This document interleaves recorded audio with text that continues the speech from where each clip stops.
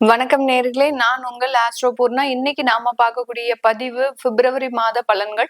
இந்த பிப்ரவரி மாதத்துல இருக்கக்கூடிய கோச்சார கிரகங்களின் நிலவரங்கள் அப்படின்னு பார்க்கும்போது 4 மாத கிரகங்களாகப்பட்ட அந்த சூரியன், புதன், சுக்கிரன், செவ்வாய் இந்த 4 கிரகங்களும் மகர ராசியில இருக்கு.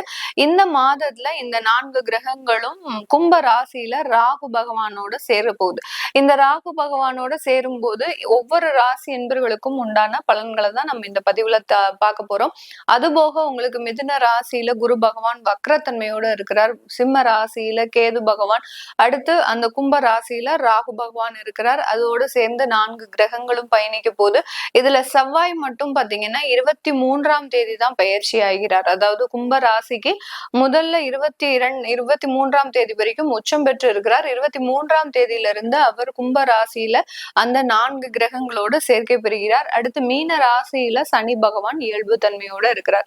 இதுதான் இந்த கோச்சார கிரகங்களின் நிலவரங்கள். இதனுடைய டீடைல்டு பலன்களை தான் நம்ம இந்த பதிவுல பார்க்க போறோம்.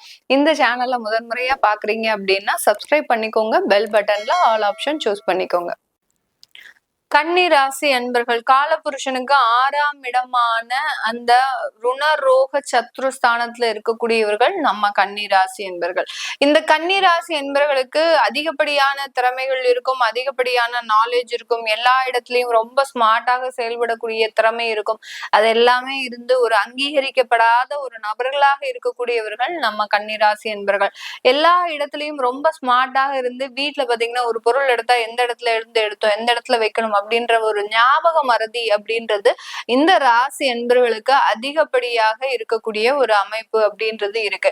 அதிகப்படியாக ஞாபக திறன் இருந்தும் கூட அதை கரெக்டான நேரத்துல யூஸ் பண்ணாத ஒரு நபர்கள் அப்படின்றது இந்த ராசி என்பர்கள் தான். இவர்களினுடைய 6ஆம் இடத்துல, அதாவது ராசிக்கு 6ஆம் இடத்துல 5 கிரகங்களின் சேர்க்கை, 7ஆம் இடத்துல சனி கண்டக சனியாக இருக்கிறதுனால எந்த ஒரு விஷயத்திலுமே ரொம்ப ஒரு ஸ்லோ மோஷன் அப்படின்றது இருக்கும். சந்திரன் சனி சேர்க்கை, உங்களுடைய ராசியில இருக்கக்கூடிய சந்திரன் அந்த 7ஆம் இடத்துல இருக்கக்கூடிய சனியை பார்க்கிறார். சனி சமசப்தம பார்வையாக உங்களுடைய சந்திரனை பார்க்கறதுனால எல்லா இடத்துலயும் ரொம்ப ஸ்லோ மோஷன், ரொம்ப சுறுசுறுப்பாக செயல்பட்ட இந்த கன்னிராசி என்பவர்கள் கடந்த ஒரு 6 மாதமாக பாத்தீங்கன்னா அப்படியே ஸ்லோ டவுன் ஆயிருவாங்க. என்ன ஆச்சுன்னே தெரியல, நமக்கு ஏன் நம்ம இப்படி ஒரு சுறுசுறுப்பை இழந்திருக்கோம், எப்ப பார்த்தாலும் ரொம்ப தூக்கமா இருக்கு, ஏதோ ஒரு மயக்க நிலையிலேயே இருக்கக்கூடிய ஒரு அமைப்பு இருக்கு, ஏதோ ஒரு தலை சுற்றல் அதிகமாக இருந்துகிட்டே இருக்கு, ஏதோ ஒரு ஃபீவரிஷ், அதாவது ஒரு ஜலதோஷம், தலைவலி, இந்த மாதிரியான சின்ன சின்ன தொந்தரவுகள் எனக்கு வந்துகிட்டே இருக்கு. இதனால மன ரீதியாக என்னால ஒரு ஸ்திரமான ஒரு முடிவை எடுக்க முடியாம சில இடத்துல பேக்லாக் ஆகுறேன் அப்படின்ற மாதிரியான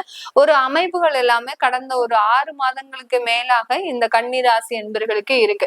இந்த சந்திரன் சனி சேர்க்கை அப்படின்றது புணர்வு தோஷத்தை கொடுக்கக்கூடிய ஒரு தருணம். இந்த புணர்வு தோஷம் அப்படின்னா என்ன அப்படின்னா, யார் யாருக்கெல்லாம் திருமண ஏற்பாடுகள் பண்றோமோ அந்த இடத்துல திருமணம் நிறுத்தப்படக்கூடிய ஒரு அமைப்பை பெறக்கூடிய ஒரு தோஷம் தான் இந்த புணர்வு தோஷம்.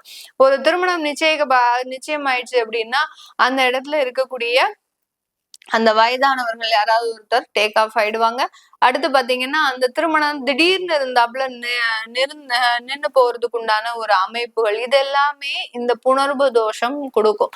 அப்போ தற்காலிக சூழ்நிலையிலேயே புணர்வு தோஷம் இருக்கு அப்படின்னா, ஜாதக ரீதியாக இவர்கள் ஏற்கனவே புணர்வு தோஷத்திலேயே இருக்கிறாங்க அப்படின்னா, சந்திரன் சனி சேர்க்கை, அடுத்து பாத்தீங்கன்னா உங்களுடைய 7ஆம் இடத்துல சனி பகவான், இந்த மாதிரியாகலாம் ஜாதக ரீதியாகவே அந்த புணர்வு இருக்கு அப்படின்ற பட்சத்துல எதுவுமே நடந்திருக்காது. இந்த கன்னி ராசி என்பர்களுக்கு இது வரைக்கும் நம்ம சொன்ன பலன்கள்ல நல்ல நல்ல பலன்கள், 2026 பலன்கள், அடுத்து பாத்தீங்கன்னா மாத பலன்கள், பயிற்சி பலன்கள், இது எதுவுமே நடந்திருக்காது. இதெல்லாம் ஏன் நடக்குது? இந்த மாதிரியான புணர்வு தோஷம் இருக்கிறதுனால உங்களுக்கு இந்த மாதிரியான சில தடைகளை அந்த புணர்வு தோஷம் கொடுத்துக்கிட்டே இருக்கும்.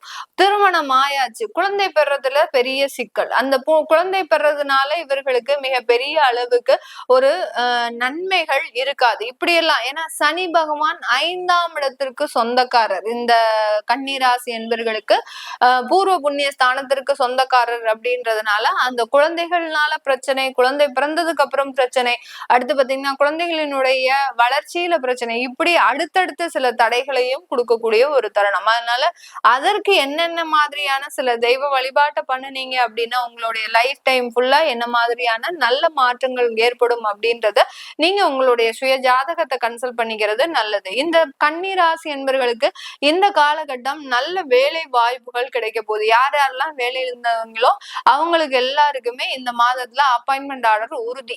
யார் யாருக்கெல்லாம் 6 மாசத்துக்கு மேலாக வேலை இல்லையோ, இல்ல போன மாசம் விட்டுருந்தீங்கன்னா கூட இந்த மாசம் உங்களுக்கு வேலை மாற்றம் அப்படின்றது கண்டிப்பாக இருக்கக்கூடிய ஒரு தருணமாக இருக்கும். இதனால நல்ல ஒரு உயர்வுகள் அப்படின்றது கண்டிப்பாக கிடைக்கும். ஒரு உயர் பதவிகளை நோக்கி நீங்க மாற்றம் செய்யறீங்க அப்படின்னா சூப்பரா இருக்கும். இந்த மாதத்துல அதை நோக்கி மாற்றம் செய்யக்கூடியவர்களுக்கு கண்டிப்பாக ஒரு நிச்சயமான ஒரு வளர்ச்சி அப்படின்றது இந்த கன்னிராசி என்பவர்களுக்கு இந்த பிப்ரவரி மாதம் கிடைக்கக்கூடிய ஒரு அமைப்புகள் அப்படின்றது இருக்கு. தொழில் ரீதியான விஷயம் அப்படின்னு பார்க்கும்போது 10ஆம் இடத்துல குரு பகவான் வக்கர தன்மையோட இருக்கிறார். அதனால அந்த தொழில்ல புது புது டெக்னாலஜி டெவலப்மெண்ட் கொண்டு வந்துகிட்டே இருப்பீங்க. இப்ப பாத்தீங்கன்னா ஒரு மளிகை கடையே வச்சிருக்கிறீங்க இந்த கன்னிராசி என்பவர்கள், ஒரு மளிகை கடையோ இல்ல ஏதோ ஒரு ஷாப், ரீட்டைல் ஷாப் ஏதோ வச்சிருக்கிறீங்க அப்படின்னா அதற்குண்டான சாஃப்ட்வேர் ஆப்பை நீங்க டெவலப் பண்ணக்கூடிய ஒரு டைமாக இருக்கும்.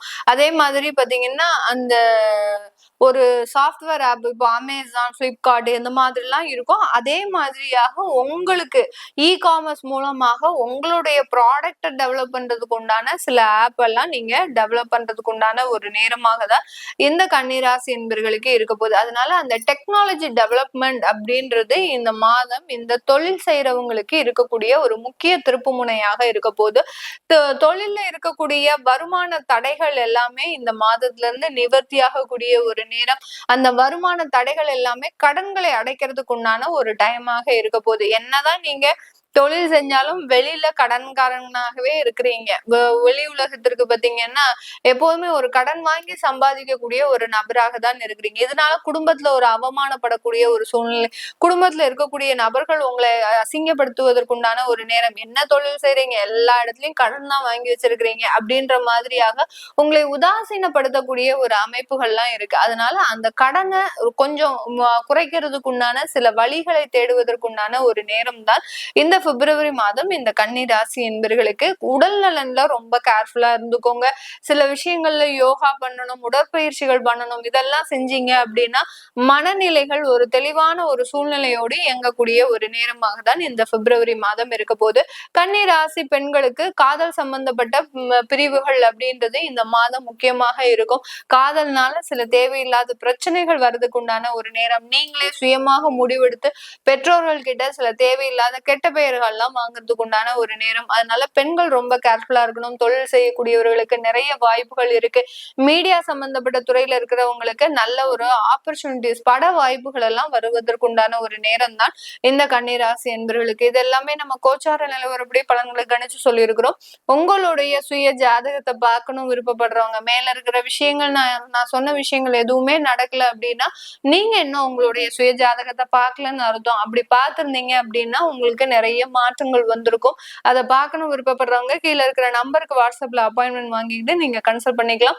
உங்களுடைய குழந்தைகளுக்கு ஜாதகம் எழுதணும், நியூமராலஜி படி பெயர் வைக்கணும்னு நினைக்கிறவங்களும் கீழே இருக்கிற நம்பருக்கு மெசேஜ் அனுப்புங்க. அதற்குண்டான தகவல்கள் தெரிய வரும். உங்களிடமிருந்து விடைபெறுவது உங்கள் ஆஸ்ட்ரோ பூர்ணா. நன்றி, வணக்கம்.